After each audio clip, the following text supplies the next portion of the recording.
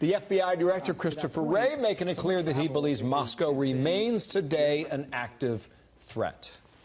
My view has not changed, which is that Russia attempted to interfere with the last election, and that it continues to engage in malign influence operations to this day. Catherine Herridge live now in Aspen watching this. And Catherine, what is the malign influence operation that Christopher Wray refers to? Well, Bill, good morning. A malign influence operation is another way of saying that the Russians are engaged in information warfare. So they use information as a weapon to level the playing field, to level the battlefield, and specifically with the U.S. to undermine confidence in the democratic process.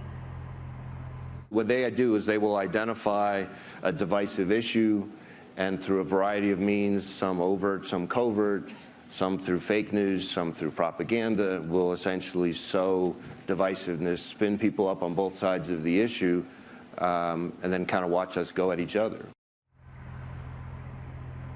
One of the most significant things Director Wray told the audience here in Aspen last night is that so far they haven't seen any intelligence or evidence that Russia is already targeting and probing the electoral infrastructure in this country, and that includes voter registration databases.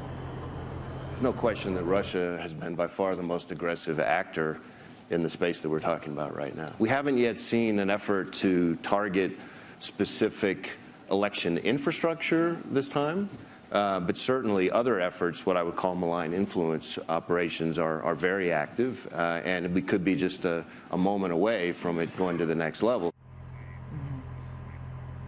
So Director Wray was really emphasizing that they haven't seen that evidence yet, but there are really two scenarios. One, that we've missed it, or two, it could start at any time, Bill. So to be clear, he said they're a threat, but it's not the greatest cyber threat.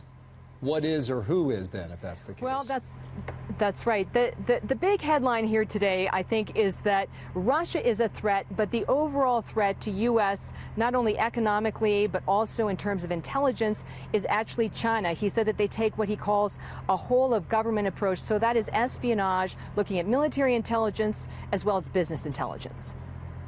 China, from a counterintelligence perspective, in many ways represents the broadest, most challenging, most significant threat we face as a country. China is trying to position itself as the sole dominant superpower, the sole dominant economic power.